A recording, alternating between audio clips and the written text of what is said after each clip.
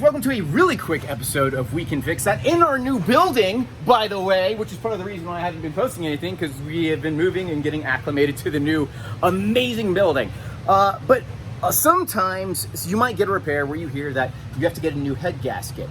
What's a new head gasket and why is it so expensive? Well, the head gaskets themselves are not terribly expensive, but the process to get to the head gaskets is insanely time consuming. So I just want to give you guys like a quick rundown of what is happening when you have to get a head gasket. So your head gasket goes right here. You can kind of see where it's all clean right here. That's your head gasket. But in order to get to this, you have to pull off the head. Now the head has so many bolt points, like all around, like all sides of this thing. And we have, look, all these are the head bolts right here. These are just more various bolts. We have like the timing chain cover right here. We had to remove an engine mount and jack up the engine to hold it. So you have like your timing chain. You have all of these bolts right here that were for the timing cover. You have the cams that you have to pull out and everything that secures those. And then, I mean, there's so much stuff. You have to pull out the reservoir. You got to move over the battery, the intake, all of the connections, the power steering pump, like everything has to come out.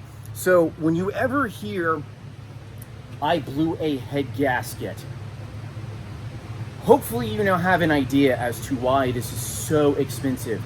I've been working on this for 3 days now. Granted, it hasn't been 3 straight days. It's been when I can come in and work on it. But yeah, just taking this off took a lot longer than I thought it would. But at least now you guys know that's why a job like this is so time intensive. And again, this is a small engine. I mean, this is a little 2-liter 4-cylinder Ford Focus nothing, you know. So if you have a bigger engine, V6, V8, something foreign, like it's just going to add a lot more time.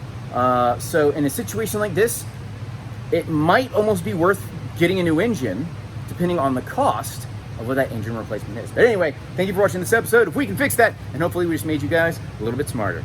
Talk to y'all later. Bye. You know what? I just realized that some of you may not even know what a head gasket is. So let me show you. I did hold it up earlier, but I just want to show you what a blown head gasket looks like. I don't know why I did air quotes. Because it can be something so small that it's ludicrous how expensive it is to fix. But look, so right here, this is my head gasket.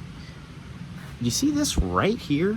This that little piece of metal that broke. That is all it takes. Just that little piece right there to do all of this work. So yeah, take care of your car, change your oil. That's actually, people not changing their oil is one of the most common reasons we get cars in for repair, because they don't change their oil enough. You don't have to do every 3,000 miles. If you do synthetic, do every 5, 6.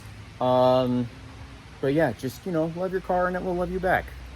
Unless it's a Nissan with a CVT. Don't buy those. Oh, but just in case you do have a Nissan with a CVT transmission and it goes out, we do fix those all day, every day. But if you don't have one yet, you've been warned.